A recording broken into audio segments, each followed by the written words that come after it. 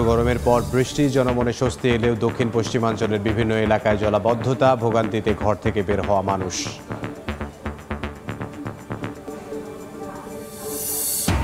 এখনও শৃঙ্খলা ফেরেনি খুলনা মহানগরীতে অবৈধ যানবাহনের দখলে গুরুত্বপূর্ণ সড়ক, যানজটে বেড়েছে ভোগান্তি। ট্রাফিক পুলিশ থাকলেও নেই আইনগত ব্যবস্থা।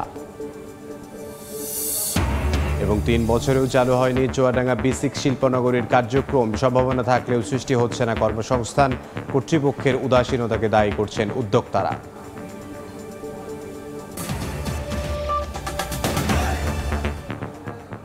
আমন্ত্রণ সময় সংবাদের নিয়মিত আয়োজন বিভাগীয় সময়ে থাকছে সপ্তাহের 7 দিন ভিন্ন ভিন্ন বিভাগের সংবাদ নিয়ে। আজ থাকছে খুলনা বিভাগ, সঙ্গে আছে আমি ইমদাদুল হক। শরতের মধ্যভাগে টানা কয়েকদিনের তীব্র গরমের পর স্বস্তির বৃষ্টিতে ভিজেছে দেশ। তবে স্বস্তির বৃষ্টি কাল হয়ে দাঁড়ায় জলাবদ্ধতার চেনা রূপে। খুলনা শহরের বিভিন্ন স্থানে জলাবদ্ধতায় দুর্ভোগে ফেলে নগরবাসীকে। বৃষ্টির বাগড়ায় অফিসগামী ও খেটে খাওয়া মানুষের জনজীবনে কিছুটা স্থবিরতা নেমে আসে। ভোগান্তির সঙ্গে নিয়েই কাজে ছুটতে দেখা যায় অনেকেই। মধ্য বঙ্গোপসাগরে মৌসুমি বায়ু সক্রিয় হওয়ায় সারা দেশেই মাঝারি থেকে ভারী বৃষ্টিপাত হয়। আগামী 48 ঘন্টা পর্যন্ত সারা দেশেই ভারী বৃষ্টির সম্ভাবনার কথা জানিয়েছে আবহাওয়া অফিস।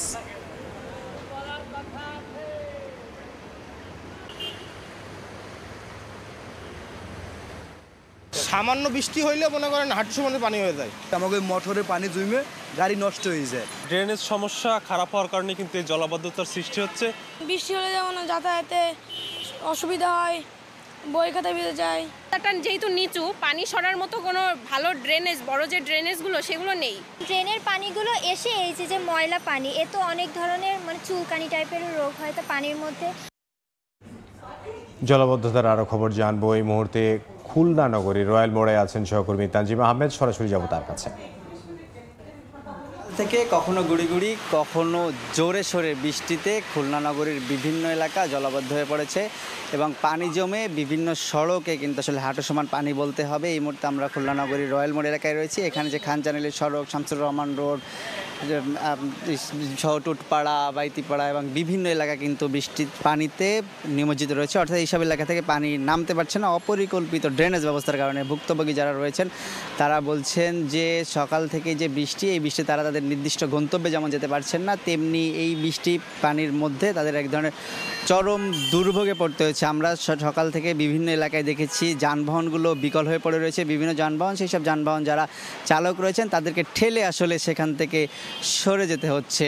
একই সাথে খুলনা নগরী যদি ড্রেনেজ ব্যবস্থার কথা বলি, যারা নগরবাসী রয়েছেন তারা বলছেন যে একই সাথে এখানে যে প্রায় গত 5 বছরে 350 কোটি টাকার বেশি ব্যয় করা হয়েছে, সেই যে অর্থ ব্যয় করার পরেও নগরবাসী যে কাঙ্ক্ষিত সুফল সেটি আসলে মেলেনি। এর ফলে কিন্তু এই প্রতি বছর এবং যখনই বৃষ্টি, সেটি সামান্য থেকে ভারী বৃষ্টি যেমনই হোক না কেন, আসলে পানিতে নিমজ্জিত হয়ে পড়ে খুলনা নগরের বিভিন্ন এলাকা। সোনাডাঙ্গা, বাস্তুহারা কলোনি সহ বাগমারা এবং বিভিন্ন এলাকায় কিন্তু আসলে দীর্ঘ সময় এই পানিটি থাকে এবং এটি খুব সহজে নামতে পারে না। যদিও আসলে জোয়ার ভাটির সাথে সম্পর্ক, নদীতে যখন ভাটি হয় তখন কিছুটা পানি নেমে গেলেও এটি আসলে বৃষ্টির সাথে সাথে পানিটি আবার বাড়ছে।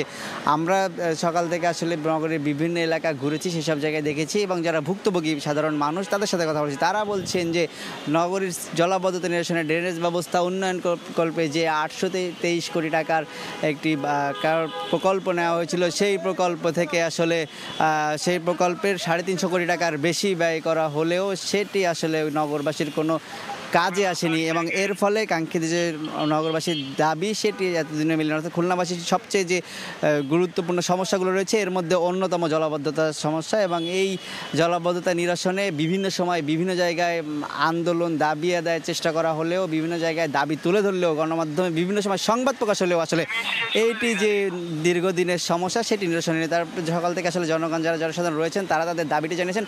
বলছেন যে কোনো মূল্যে যেন আসলে এই জলাবদ্ধতা নিরসনের বিষয়ে উদ্যোগ নেওয়া হয় এবং অতি দ্রুত সময়ে আসলে খুলনা নগরীকে যেন জলাবদ্ধতা মুক্ত করা হয়। তো খুলনা থেকে বৃষ্টির পরবর্তী এবং বৃষ্টির সময়ে যে জলাবদ্ধ হয়ে পড়া বিভিন্ন এলাকার খবর আমার কাছেই ছিল সর্বশেষ। তানজিম আহমেদ খুলনা থেকে। অনুমোদনের পর দুর্গাপূজা উপলক্ষে বেনাপোল স্থলবন্দর দিয়ে ভারতের রফতানি শুরু হয়েছে ইলিশ। দুপুরে আনুষ্ঠানিকতা শেষে ইলিশ ভর্তি 2টি ট্রাক বেনাপোল বন্দর পার হয়ে ভারতের পেট্রাপোল বন্দরে প্রবেশ করে। আগামী 13 অক্টোবরের মধ্যে দেশের 49 জন রফতানিকারককে 2420 মেট্রিক টন ইলিশ রফতানির অনুমতি দিয়েছে সরকার। প্রতি কেজি ইলিশের রফতানি মূল্য ধরা হয়েছে $10 মার্কিন বা 1180 টাকা। এখন পর্যন্ত 4টি ট্রাকে 12 মেট্রিক টন ইলিশ ভারতে রফতানি করা হয়েছে। শৃঙ্খলা ফেরেনি খুলনা মহানগরীর সড়কে। অবৈধ যানবাহনের দখলে নগরীর গুরুত্বপূর্ণ সড়কগুলো, এতে বেড়েছে যানজট আর জনভোগান্তি। সড়কে ট্রাফিক পুলিশের উপস্থিতি থাকলেও নেওয়া হচ্ছে না কোনো আইনগত ব্যবস্থা। আব্দুল হালিমের ছবিতে বেল্লাল হোসেন সজলের রিপোর্ট।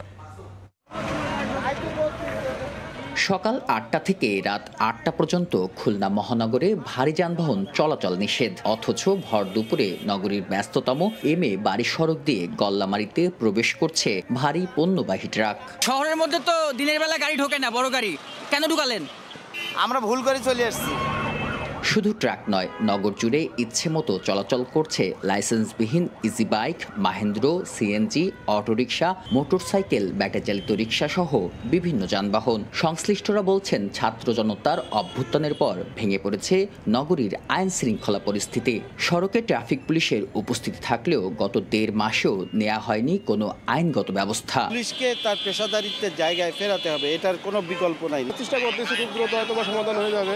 নাগরিক সমাজের প্রতিনিধিরা বলছেন, সংশ্লিষ্ট সকল দফতরের সমন্বয় ফেরাতে হবে পুলিশের প্রতি জনগণের আস্থা। একটা শ্রেণীর দুর্নীতিবাজ পুলিশদের কারণে আজকের সমস্ত পুলিশ সাফারার হচ্ছে, কিন্তু এই জায়গাটাকে এখনো উত্তরণ ঘটেনি। ট্রাফিক বিভাগের তথ্য মতে খুলনা মহানগরের সড়কে শৃঙ্খলা ফেরাতে 52টি পয়েন্টে কাজ করেন 120 জন পুলিশ সদস্য। বেল্লাল হোসেন সজল, সময় সংবাদ, খুলনা। শৃঙ্খলা ফেরাতে খুলনায় নেতাকর্মীদের বিরুদ্ধে ব্যবস্থা নিতে শুরু করেছে বিএনপি। 5 আগস্টের পর থেকে অন্তত 40 জনের বিরুদ্ধে শাস্তিমূলক ব্যবস্থা নিয়েছে দলটি। ভেঙে দেওয়া হয়েছে 7টি কমিটি। নিরাপত্তা ও শান্তি শৃঙ্খলা নিশ্চিতে দলীয় কর্মীদের সাধারণ মানুষের পাশে থাকার আহ্বান জানিয়েছেন স্থানীয় নেতারা। আব্দুল হালিমের ক্যামেরায় তানজিম আহমেদের রিপোর্ট। আওয়ামী লীগ সরকার পতনের পর দীর্ঘদিনের চাপ পেরিয়ে খুলনায় বাধাহীন সভা সমাবেশ সহ রাজনৈতিক সক্রিয়তা বেড়েছে বিএনপির। গণমাধ্যমের বিভিন্ন খবর ও স্থানীয় সূত্র বলছে, বেশিরভাগ স্থানে অতি উৎসাহী নেতাকর্মী ও সমর্থকদের পাশাপাশি রাতারাতি দল পাল্টে আওয়ামী লীগ থেকে বিএনপি হয়ে যাওয়া সুবিধাবাদীদের একটি শ্রেণী লুটতরাজে জড়াচ্ছে। ভারতে আমার উঠোনে সেলি ফেলতে দে বাটুনি শুরু করি। আওয়ামী লীগের কথা বলে আমার তারা মারধর করে, আমার হাত ভেঙে দেয়, আমার পাও ভেঙে দেয়। মেয়াদোত্তীর্ণ দীর্ঘদিন সম্মেলন ও পূর্ণাঙ্গ কমিটি করতে না পারা নেতাকর্মীদের বিরুদ্ধে অভিযোগ ওঠা সহ বিভিন্ন কারণে খুলনায় গত 10 আগস্ট জেলা ও মহানগর স্বেচ্ছাসেবক দল, 17 আগস্ট জেলা ও মহানগর ছাত্রদল, 19 আগস্ট জেলা ও মহানগর যুবদলের কমিটি এবং সবশেষ 19 সেপ্টেম্বর বিএনপির জেলা কমিটি বিলুপ্ত করে কেন্দ্রীয় কমিটি। জেলার সভাপতি এবং সাধারণ সম্পাদক বৃন্দের নিকট আমি আন্তরিকভাবে দুঃখ প্রকাশ করছি। বেপরোয়া হয়ে ওঠা ব্যক্তিদের লাগাম টানতে রাজনৈতিক দলের কঠোর হওয়ার পাশাপাশি দ্রুত আইনের শাসন প্রতিষ্ঠার পরামর্শ বিশ্লেষকদের। স্থিতিশীলতা রাখতে গেলে আইন থাকা যেমন জরুরি, সেটি প্রতিপালনও জরুরি। বিএনপি নেতারা বলছেন, দলের নামে বিশৃঙ্খলা সৃষ্টিকারী যেই হোক তার বিরুদ্ধে ব্যবস্থা নেওয়া হবে। অভিযোগ আমলে নিয়ে দোষীদের আইনের আওতায় আনার কথা বলছে পুলিশও। দলের ভারপ্রাপ্ত চেয়ারম্যান মহোদয় জনাব তারেক রহমান সাহেবের পরিষ্কার মেসেজ যে বাংলাদেশের জনগণকে প্রতিপক্ষ বানিয়ে কোনো কাজ বিএনপি নেতাকর্মীদের করা সম্ভব না। যৌথ বাহিনীর সাথে আমরা অস্ত্র উদ্ধার, মাদক এবং এছাড়াও অন্যান্য দাগী সন্ত্রাসীদেরকে ধরার জন্য আমরা অভিযান চালিয়ে রয়েছে। দীর্ঘদিন রক্ষণাবেক্ষণ ও সংস্কারের অভাবে অকার্যকর হয়ে পড়েছে খুলনার 2 শতাধিক স্লুইস গেট। বিভিন্ন স্থানে জলাবদ্ধতা দেখা দেয়ায় ফসল চাষ নিয়ে দুশ্চিন্তায় স্থানীয়রা। পানি উন্নয়ন বোর্ড বলছে, সংস্কারের পাশাপাশি নতুন করে কয়েকটি স্লুইস গেট তৈরির প্রকল্প হাতে নেওয়া হয়েছে। নেওয়াল হোসেন কোচির তোলা ছবিতে আবদুল্লাহ আল মামুন রুবেলের রিপোর্ট। খুলনার ডুমুরিয়া উপজেলায় পানি প্রবেশ ও বের হওয়ায় গুরুত্বপূর্ণ ভূমিকা রাখে শোলমারী নদীর উপর নির্মিত স্লুইস গেটটি। তবে বছরের অধিকাংশ সময়ই পলি জমে গেটের মুখ আটকে থাকে। ফলে গত সপ্তাহের বৃষ্টিতে উপজেলার অন্তত 7টি ইউনিয়নেই এখন জলাবদ্ধতা। পানি উন্নয়ন বোর্ডের তথ্য মতে জেলার 486টি স্লুইস গেটের মধ্যে একেবারেই অকার্যকর বা সংস্কারযোগ্য নয় 70টি। আরও শতাধিক স্লুইস গেট মাঝে মধ্যে কাজ করে। কার্যকর থাকা স্লুইস গেটগুলোর সামনে জমা হওয়া পলিমাটি অপসারণ করা হয় না নিয়মিত। এমনকি খুলনা সিটি কর্পোরেশন এলাকায় সংস্কার প্রয়োজন এমন স্লুইস গেটের সংখ্যা 12টি। ঘরে এখন বর্তমানে উড়ত পর্যন্ত পানি আছে, এই গেটগুলো বন্ধ করে দেওয়ার জন্য। ওই পাশে আছে ডাউন, এই পাশে উঁচু, মানে পলিয়া শেষে উঁচু যাচ্ছে, যার ধরুন এই পানিটা সরে না। কৃষি ও মৎস্য বিভাগ থেকে স্লুইস গেটগুলো কার্যকর রাখতে তাগিদ দেওয়া হলেও নেই যথাযথ উদ্যোগ। বড় প্রকল্প হাতে নিয়ে সংকট সমাধানের উদ্যোগ নেয়ার আশ্বাস পানি উন্নয়ন বোর্ডের। 300 মিটার চ্যানেল আমি পরিষ্কার করার জন্য যা যা করা লাগবে আমি সব করব, এটা হচ্ছে আমার ইমিডিয়েট ইয়ারকে। কৃষি বিভাগের তথ্য মতে গত সপ্তাহের বৃষ্টিতে জলাবদ্ধতায় জেলার 1145 হেক্টর জমির ফসল ক্ষতিগ্রস্ত হয়েছে। আর মৎস্য বিভাগ বলছে 5726 হেক্টর ঘের তলিয়ে যাওয়ায় ক্ষতি হয়েছে 94 কোটি টাকার বেশি। আব্দুল্লাহ আল মামুন রুবেল, সময় সংবাদ, খুলনা। সুযোগ সুবিধার অভাবে নির্মাণের 3 বছরেও চালু হয়নি চুয়াডাঙ্গা বিসিক শিল্পনগরের কার্যক্রম। এজন্য সম্ভাবনা থাকা সত্ত্বেও সৃষ্টি হচ্ছে না কর্মসংস্থানের সুযোগ। আর বিসিক কর্তৃপক্ষ বলছে 20টি শিল্প কারখানা গড়ে উঠলেই নির্মাণ করা হবে এলপিজি গ্যাস স্টেশন।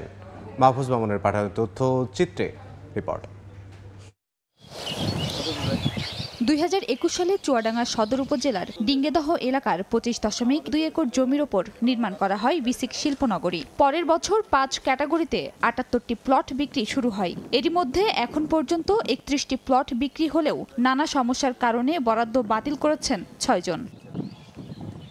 3 বছরেও চালু হয়নি চুয়াডাঙ্গা বিসিক শিল্পনগরীর কার্যক্রম। 25 জন উদ্যোক্তার মধ্যে প্লট খালি ফেলে রেখেছেন 24 জন। সম্প্রতি অপর ব্যবসায়ী শুধুমাত্র একটি ভবন নির্মাণ করলেও কারখানা চালু করেননি। এজন্য সম্ভাবনা থাকা সত্ত্বেও সৃষ্টি হচ্ছে না কর্মসংস্থানের সুযোগ। এদিকে দীর্ঘদিন পরিষ্কার না করায় আগাছায় পূর্ণ হয়েছে প্লটগুলো। নাজুক ড্রেনেজ ব্যবস্থার কারণে নিষ্কাশন হচ্ছে না বৃষ্টির পানি। এছাড়া পর্যাপ্ত নিরাপত্তা ও প্রয়োজনীয় সুযোগ সুবিধার অভাব রয়েছে বলে জানান প্লট ক্রেতা ও এলাকাবাসী। বিসিকের গেটে কোনো নেম প্লেট পর্যন্ত নাই যে বাইরে থেকে একজন মানুষ এসে দেখবে যে এটা আসলে বিসিক নাকি অন্য কোনো প্রতিষ্ঠান বা কি, সেটা সুযোগ নেই। লক্ষ লক্ষ টাকা যে ইনভেস্ট করবো, কোথায় ইনভেস্টটা করবো? এখানে শুধু জঙ্গল আর বাগানই আছে।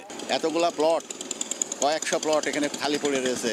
কেউ অনেকেই নিয়েছে কিন্তু তারা শুরুই করছে না। আমাদের কোনো সার্ভিস কিছু নাই, কিন্তু তারপরেও প্রায় 18,000 কতটা সার্ভিস চার্জ ধরা হয়ে গেছে। বিসিক কর্তৃপক্ষ বলছে 20টি শিল্প কারখানা গড়ে উঠলেই নির্মাণ করা হবে এলপিজি গ্যাস স্টেশন। 78টার মধ্যে 25টা শিল্প মালিক প্লট নিয়েছে এবং তাদের আমরা পত্র দিয়েছি দ্রুত শিল্প কারখানা গড়ে তোলার জন্য। এবং শিল্প কারখানা গড়ে উঠলে এখানে কর্মসংস্থান বৃদ্ধি পাবে। চুয়াডাঙ্গা বিসিক শিল্পনগরী নির্মাণে সরকারের ব্যয় হয় 41 কোটি 91 লাখ টাকা। সময় সংবাদ, চুয়াডাঙ্গা। বিভাগীয় সময়ের শীর্ষ সংবাদগুলো জানিয়ে দিচ্ছে আরও একবার। গরমের পর বৃষ্টি, জনমনে স্বস্তি এলেও দক্ষিণ পশ্চিমাঞ্চলের বিভিন্ন এলাকায় জলাবদ্ধতা, ভোগান্তিতে ঘর থেকে বের হওয়া মানুষ। এবং এখনও শৃঙ্খলা ফেরেনি খুলনা মহানগরীতে অবৈধ যানবাহনের দখলে গুরুত্বপূর্ণ সড়ক যানজটে বেড়েছে ভোগান্তি। ট্রাফিক পুলিশ থাকলেও নেই আইনগত ব্যবস্থা।